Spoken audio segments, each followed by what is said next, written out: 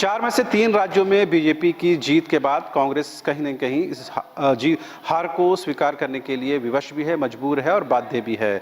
झारखंड प्रदेश कांग्रेस के प्रदेश अध्यक्ष राजेश ठाकुर कहते हैं कि जो चीज़ें हुई हैं उसका आकलन करने की ज़रूरत है, लेकिन इस जीत हार का सबसे सटीक विश्लेषण को किसी ने किया है तो कांग्रेस के कार्यकारी अध्यक्ष बंधु तिर्की ने, और उन्होंने बताया है कि हमें ऐसा लगता है कि हम लोग एक एक वोटर तक, एक एक घर तक नहीं पहुंच पाए। पार्टी में जो गुटबाजी थी उसका भी नुकसान हुआ है। क्या झारखंड में वही चीज़ें मौजूद हैं? क्या झारखंड में भी वही हाल हो सकता है जो बाकी 3 राज्यों में हुआ जहां बीजेपी जीत के लगभग कगार पर ही यूं कहें जीत चुकी है?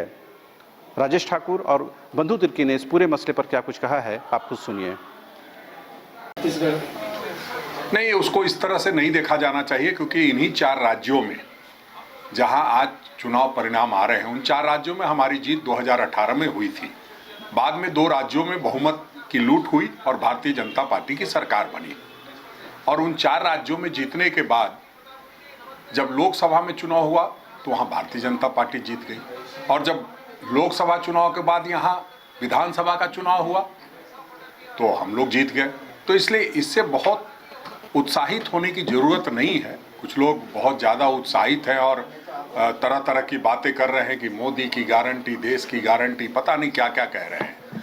तो इतना उत्साहित होने की जरूरत नहीं। हम समझते हैं कि जब हमने हार स्वीकार किया है तो उनको भी जीत का जश्न मनाना चाहिए, लेकिन अहंकार जब सर चढ़ करके बोलता है तो आने वाले समय में वो नुकसान करता है। इसलिए हम ये उम्मीद करते हैं कि जिस तरह से हम लोग ने आदरणीय अपने शीर्ष नेतृत्व के अंतर्गत सारे संगठन का सशक्तिकरण किया है, तो आने वाले समय में जो लोकसभा चुनाव सबसे पहले होने वाला है वहाँ हमारी जीत होगी।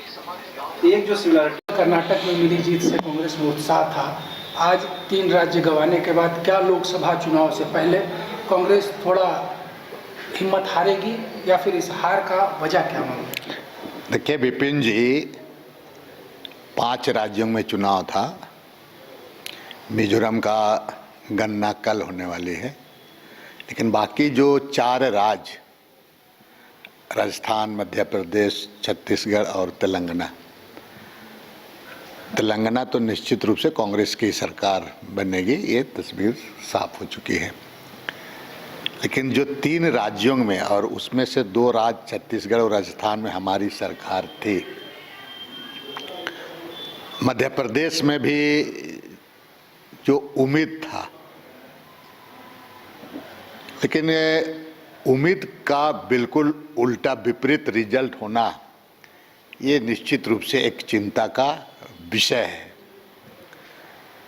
और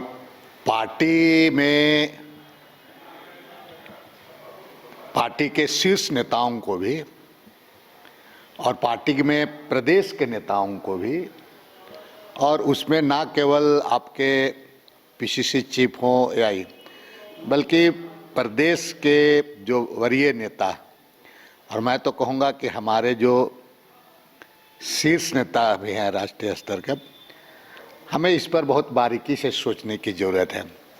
इतने मेहनत करने के बावजूद आदरणीय राहुल गांधी जी का 4,500 भारत जोड़ो पैदल यात्रा, और जनता में तो निश्चित रूप से उत्साह पैदा हुआ था, लेकिन कहीं ना कहीं हम वोटर तक पहुंचने में कहीं ना कहीं चूक हुई होगी।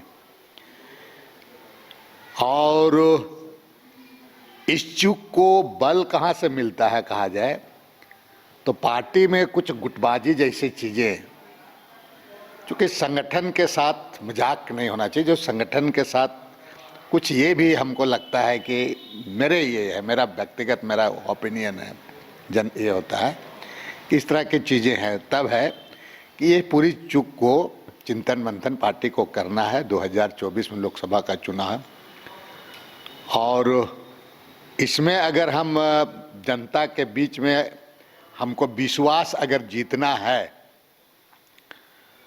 तो बिल्कुल हमको गांव से टोला स्तर तक पहुंचना होगा, और इस ख्याल और इस ताकत के साथ हमें काम करने की आवश्यकता है। और नहीं तो भीड़ लगा के केवल हम रैली सभा कर लें तो अब और पहले का राजनीति में बिल्कुल बहुत अंतर है। हमको एक एक वोटर तक पहुंचना होगा, तभी हम सीट को हम जीत सकते हैं।